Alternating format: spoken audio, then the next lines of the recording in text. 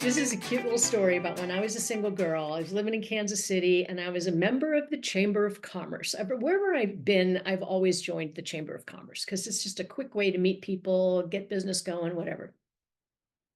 So this guy, I'm about 25, and this guy comes up to me and he's probably in his mid 50s, right? And he's, flirting with me, blah, blah, blah. And I'm friendly to everybody. And he said, we should go out and have a drink sometime. And uh, I don't know. I just said, I'm I'm kind of looking to get married and have kids. I'm guessing maybe you did that already. Didn't you already do that? He said, well, yeah, I have grown kids. And I said, yeah. I said, maybe you should introduce me to your son. I was joking. And he said, huh, maybe I should, because I have a son who's about your age and could be interesting. And I said, well, that's okay. I'll meet your son. I met his son. His son and I became buddies, but it wasn't a romance. He was just kind of a dweeby guy. I don't know. It just wasn't any kind of chemistry there.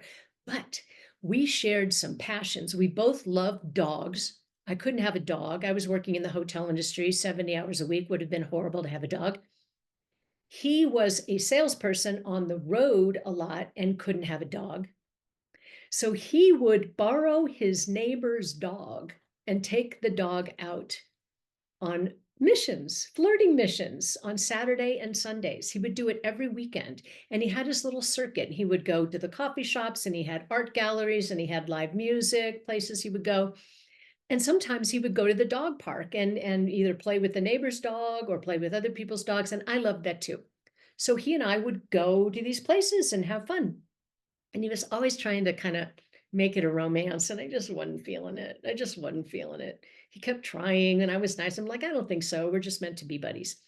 So eventually he gave up. He said, you're never going to go for me, are you? I said, probably not in that way. He said, damn it. Well, maybe you should meet my cousin then. I'm like, oh, I'm happy to meet your cousin. So it was the father and then the son and then the cousin.